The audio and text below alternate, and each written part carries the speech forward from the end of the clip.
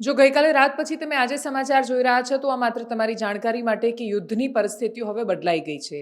યુદ્ધ પોતાનો એક પડાવ ઉપર એટલે પહોંચી ગયું છે કેમ કે મિસાઇલોનો ઉપયોગ શરૂ થઈ ગયો છે, ડોગફાઇટ થઈ રહી છે પ્લેન્સની વચ્ચે, જેટની વચ્ચે.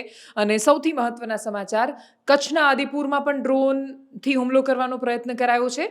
અબડાસા પાસેના એક ગામમાં પણ ડ્રોનથી અટેક કરવાનો પ્રયત્ન થયો છે. બનાસકાંઠામાં પણ એ કરવાનો પ્રયત્ન થયો.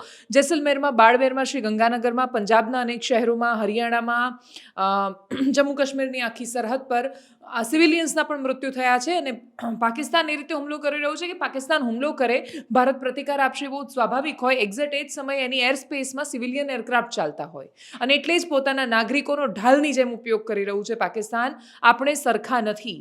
ભારત અને પાકિસ્તાનમાં સમાનતા નથી.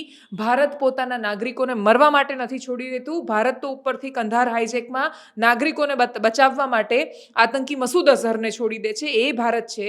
એ કદાચ ભારતની સહનશીલતા અને ભારતનો નાગરિક પ્રત્યેનો પ્રેમ પાકિસ્તાન એને નબળાઈની જેમ રજૂ કરી રહ્યું છે.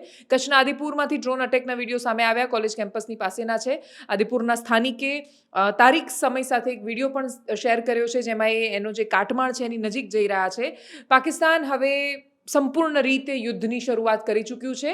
એમના પ્રવક્તા છે એમણે પણ આવીને એ જ કહ્યું છે. 10:30 વાગે મિનિસ્ટ્રી ઓફ એક્સટર્નલ અફેરની ભારતમાં પત્રકાર પરિષદ થશે. એના પછી આપણને એક્ઝેક્ટ સિચ્યુએશન ખબર પડશે કે ભારત આ મામલે કઈ રીતે આગળ વધવા માંગે છે.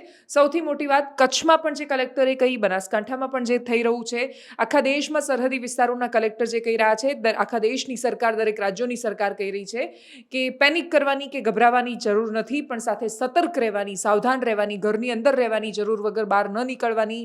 આ એનો સમય છે.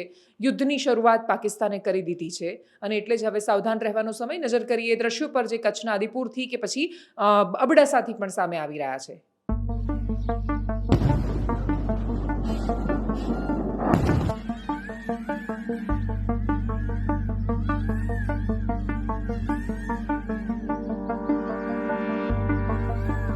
ये रहते जगह देख छाने आए